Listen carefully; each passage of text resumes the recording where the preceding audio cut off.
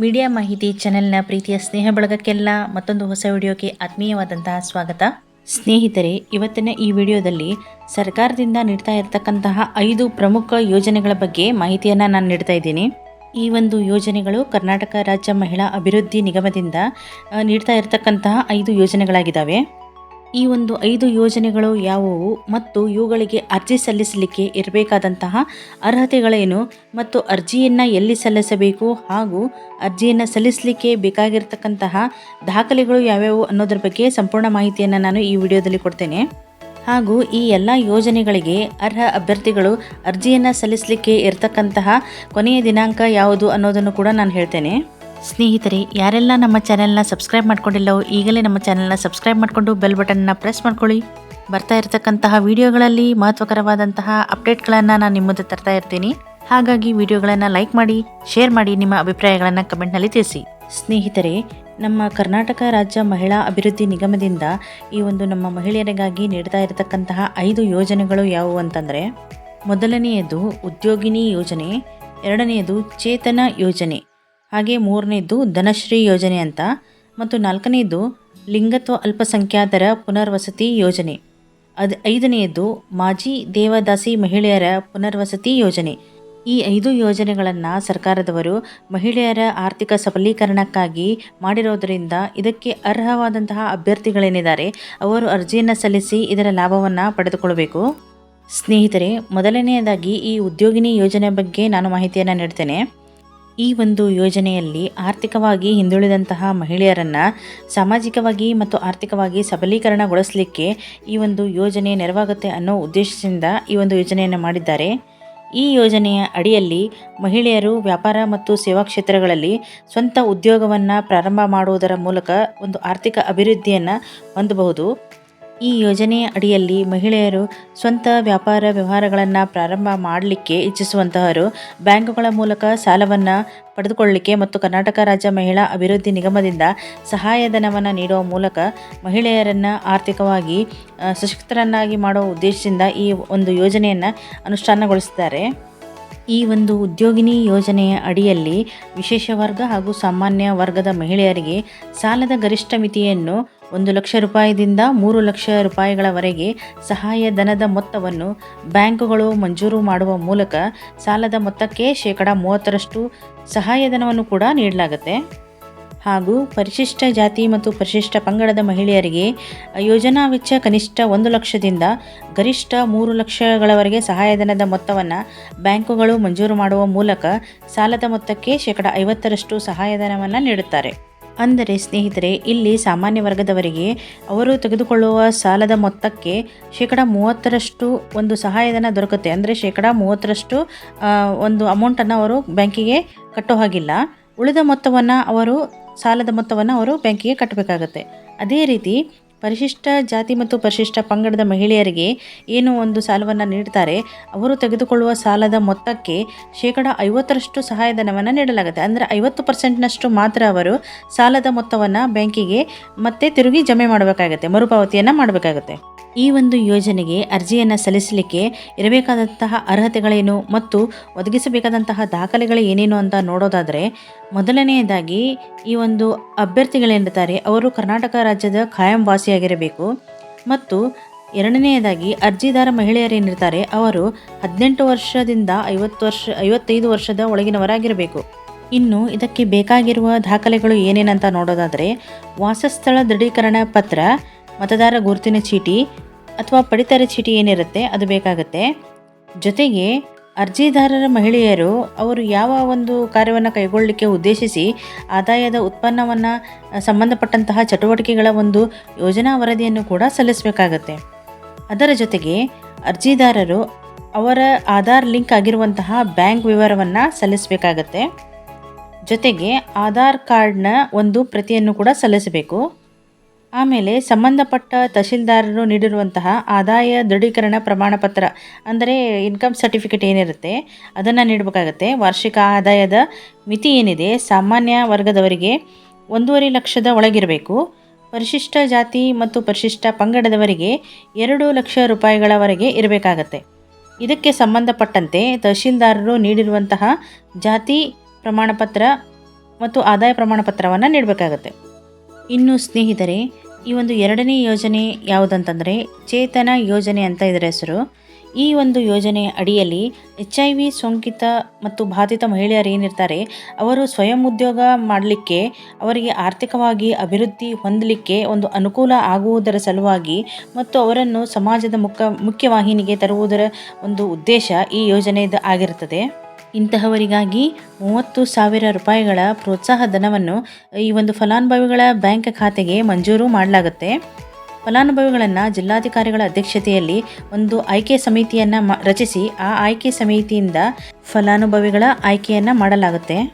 ಇನ್ನು ಈ ಒಂದು ಯೋಜನೆಗೆ ಅರ್ಜಿಯನ್ನು ಸಲ್ಲಿಸಲಿಕ್ಕೆ ಇರಬೇಕಾದಂತಹ ಅರ್ಹತಾ ಮಾನದಂಡಗಳೇನು ಹಾಗೂ ಬೇಕಾಗಿರತಕ್ಕಂತಹ ಅಗತ್ಯ ದಾಖಲೆಗಳು ಏನೇನಂತ ನೋಡೋದಾದರೆ, ಈ ಮೊದಲನೇದಾಗಿ ಕರ್ನಾಟಕ ರಾಜ್ಯದ ಖಾಯಂ ನಿವಾಸಿಯಾಗಿರಬೇಕು, ಮಾಜಿ ದೇವದಾಸಿ ಮಹಿಳೆಯಾಗಿರಬೇಕು ಮತ್ತು ಎರಡನೇದಾಗಿ ಅರ್ಜಿದಾರ ಮಹಿಳೆ HIV ಸೋಂಕಿತ ಅಥವಾ ಬಾಧಿತರಾಗಿದ್ದರೆ ಈ ಯೋಜನೆಯ ಸೌಲಭ್ಯ ಪಡೆಯಲು ಅರ್ಹರಾಗಿರ್ತಾರೆ.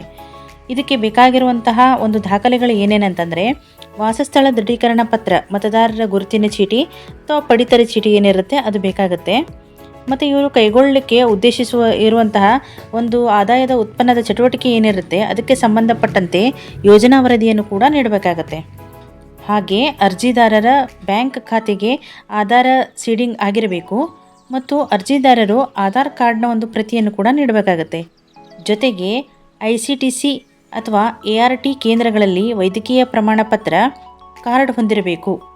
ಇನ್ನು ಮೂರನೆಯದಾಗಿ ಧನಶ್ರೀ ಯೋಜನೆ.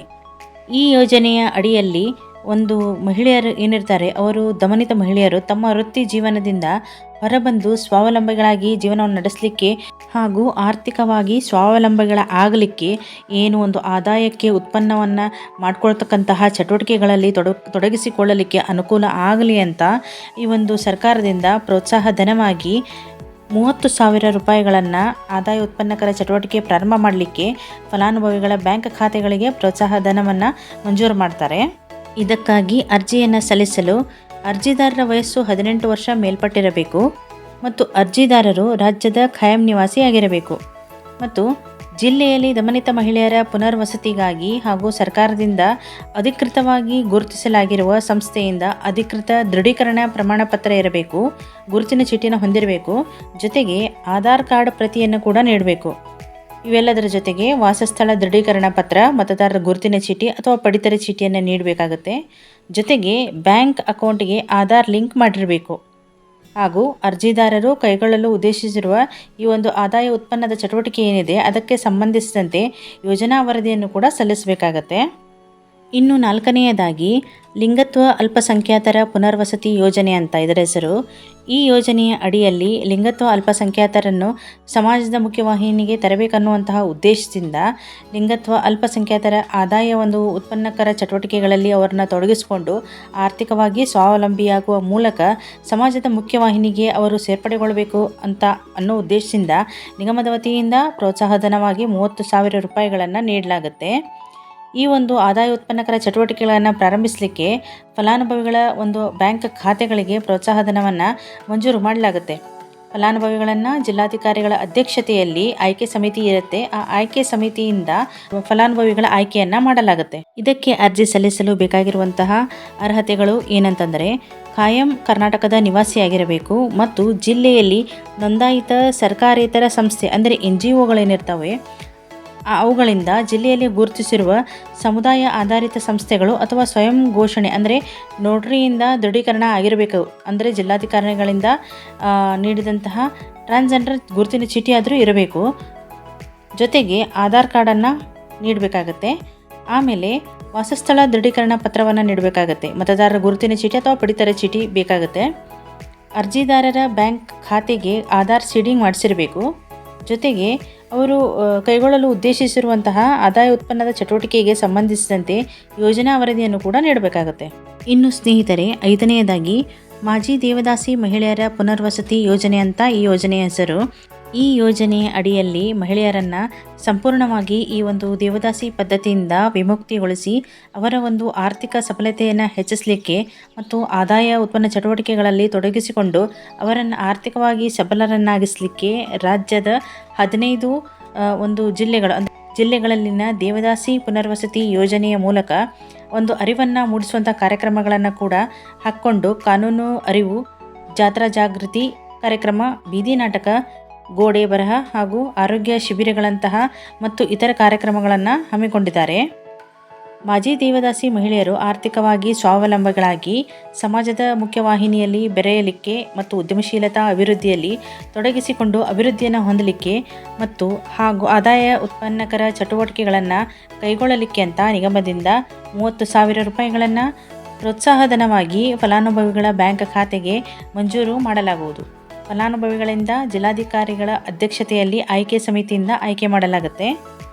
ಈ ಒಂದು ಯೋಜನೆಗೆ ಅರ್ಹತೆ ಏನಾಗಿರಬೇಕಂತಂದರೆ ಅವರು ಕೂಡ ಕಾಯಂ ಕರ್ನಾಟಕದ ನಿವಾಸಿಯಾಗಿರಬೇಕು ಹಾಗೂ ಮಾಜಿ ದೇವದಾಸಿ ಮಹಿಳೆಯಾಗಿರಬೇಕು ಮತ್ತು 1993ರಿಂದ 94 ಮತ್ತು 2007ರಿಂದ 8ನೇ ಸಾಲಿನ ಸರ್ಕಾರದಿಂದ ನಡೆಸಿದ ಸಮೀಕ್ಷಾ ಪಟ್ಟಿಯಲ್ಲಿ ಅವರ ಹೆಸರೇನಿದೆ ಅದು ನೋಂದಾಯಿಸಿರಬೇಕು. ಇದಕ್ಕೆ ಬೇಕಾಗಿರುವಂತಹ ದಾಖಲಾತಿಗಳು ವಾಸಸ್ಥಳ ಪ್ರಮಾಣಪತ್ರ ಬೇಕಾಗುತ್ತೆ, ಮತದಾರರ ಗುರುತಿನ ಚೀಟಿ, ಪಡಿತರ ಚೀಟಿ ಹಾಗೂ ಆಧಾರ್ ಕಾರ್ಡ್ ಪ್ರತಿ ಬೇಕಾಗುತ್ತೆ ಮತ್ತು ಇಂಥವರು ಕೈಗೊಳ್ಳಲು ಉದ್ದೇಶಿಸಿರುವಂತಹ ಆದಾಯ ಉತ್ಪನ್ನದ ಚಟುವಟಿಕೆಗೆ ಸಂಬಂಧಿಸಿದಂತೆ ಯೋಜನಾ ವರದಿಯನ್ನು ಕೂಡ ಸಲ್ಲಿಸಬೇಕಾಗತ್ತೆ. ಜೊತೆಗೆ ಅರ್ಜಿದಾರರ ಆಧಾರ್ ಲಿಂಕ್ ಆಗಿರುವಂತಹ ಬ್ಯಾಂಕ್ ವಿವರವನ್ನು ಕೂಡ ನೀಡಬೇಕಾಗತ್ತೆ. ಸ್ನೇಹಿತರೆ, ಈ ಎಲ್ಲ ಯೋಜನೆಗಳಿಗೆ ಅರ್ಹ ಒಂದು ಅಭ್ಯರ್ಥಿಗಳೇನಿರ್ತಾರೆ ಅವರು ಅರ್ಜಿಯನ್ನು ಎಲ್ಲಿ ಸಲ್ಲಿಸಬೇಕು ಅಂತ ನೋಡೋದಾದರೆ ಈ ಒಂದು ಅರ್ಜಿದಾರರು ಅಗತ್ಯ ದಾಖಲೆಗಳ ಸಮೇತ ಕೊನೆಯ ದಿನಾಂಕ ಅಂದರೆ 30 ಸೆಪ್ಟೆಂಬರ್ 2024ನೇ ದಿನಾಂಕದ ಒಳಗಾಗಿ ನಿಮ್ಮ ಒಂದು ಹತ್ತಿರದ ಗ್ರಾಮ 1, ಕರ್ನಾಟಕ 1, ಬೆಂಗಳೂರು 1 ಅಥವಾ ಸೇವಾ ಸಿಂಧು ಪೋರ್ಟಲ್ ಇರುವಂತಹ ಕೇಂದ್ರ ಏನಿರುತ್ತೆ ಅಲ್ಲಿ ಹೋಗಿ ಆನ್ಲೈನ್ ಮೂಲಕ ಅರ್ಜಿಯನ್ನು ಸಲ್ಲಿಸಬೇಕಾಗತ್ತೆ. ಸ್ನೇಹಿತರೆ, ಕರ್ನಾಟಕ ರಾಜ್ಯ ಮಹಿಳಾ ಅಭಿವೃದ್ಧಿ ನಿಗಮದಿಂದ ಜಾರಿಯಲ್ಲಿ ಇರುವಂತಹ ಈ 5 ಯೋಜನೆಗಳು ಅವಶ್ಯಕತೆ ಇರುವಂತಹ ಅರ್ಹರಿಗೆ ಹೋಗಿ ತಲುಪಬೇಕು. ಬಹಳಷ್ಟು ಜನಗಳಿಗೆ ಈ ಬಗ್ಗೆ ಮಾಹಿತಿ ಇರುವುದಿಲ್ಲ. ಹಾಗಾಗಿ ಈ ವಿಡಿಯೋವನ್ನು ಸಾಕಷ್ಟು ಸಂಖ್ಯೆಯಲ್ಲಿ ಶೇರ್ ಮಾಡಿ ಅವಶ್ಯಕತೆ ಇರುವಂತಹರಿಗೆ ಇದರ ಒಂದು ಲಾಭವನ್ನು ಪಡೆದುಕೊಳ್ಳಿ ಅಂತ ಹೇಳ್ತಾ ವಿಡಿಯೋ ಎಲ್ಲರಿಗೂ ಇಷ್ಟ ಆಗಿದೆ ಅಂತ ಅಂದ್ಕೊಂಡಿದ್ದೀನಿ. ಸ್ನೇಹಿತರೆ, ಸಾಕಷ್ಟು ಮಹತ್ವಕರವಾದಂತಹ ಹೊಸ ಅಪ್ಡೇಟ್ಗಳನ್ನು ನಮ್ಮ ವಿಡಿಯೋದಲ್ಲಿ ನಾನು ನೀಡ್ತಾ ಇರ್ತೇನೆ. ಹಾಗಾಗಿ ನಮ್ಮ ಚಾನೆಲ್ನ ಎಲ್ಲರೂ ಸಪೋರ್ಟ್ ಮಾಡಿ ಅಂತ ಕೇಳ್ತಾ, ಯಾವ ವಿಷಯದ ಬಗ್ಗೆ ತಮಗೆ ಹೆಚ್ಚಿನ ಮಾಹಿತಿ ಬೇಕು ಅನ್ನೋದ್ರ ಬಗ್ಗೆ ಕೂಡ ನಿಮ್ಮ ಕಮೆಂಟ್ನಲ್ಲಿ ತಿಳಿಸಿ. ಮುಂದಿನ ವಿಡಿಯೋಗಳಲ್ಲಿ ನಾನು ಆ ಒಂದು ವಿಷಯದ ಬಗ್ಗೆ ನಿಮಗೆ ಮಾಹಿತಿಯನ್ನು ನೀಡಲಿಕ್ಕೆ ಪ್ರಯತ್ನ ಮಾಡ್ತೇನೆ. ಇನ್ನೂವರೆಗೂ ನಮ್ಮ ಚಾನೆಲ್ನ ಸಬ್ಸ್ಕ್ರೈಬ್ ಯಾರೆಲ್ಲ ಮಾಡ್ಕೊಂಡಿಲ್ಲವೋ ಈಗಲೇ ಸಬ್ಸ್ಕ್ರೈಬ್ ಮಾಡಿಕೊಂಡು ಬೆಲ್ ಬಟನ್ನ ಪ್ರೆಸ್ ಮಾಡ್ಕೊಳ್ಳಿ ಹಾಗೂ ವಿಡಿಯೋವನ್ನು ಲೈಕ್ ಮಾಡಿ, ಶೇರ್ ಮಾಡಿ, ಕಮೆಂಟ್ನಲ್ಲಿ ನಿಮ್ಮ ಅಭಿಪ್ರಾಯವನ್ನು ತಿಳಿಸಿ. ಮತ್ತಷ್ಟು ಹೊಸ ಅಪ್ಡೇಟ್ಗಳೊಂದಿಗೆ ಮುಂದಿನ ವಿಡಿಯೋದಲ್ಲಿ ತಮ್ಮನ್ನು ಭೇಟಿಯಾಗ್ತೀನಿ. ವಿಡಿಯೋ ನೋಡಿದ್ದಕ್ಕಾಗಿ ಧನ್ಯವಾದಗಳು.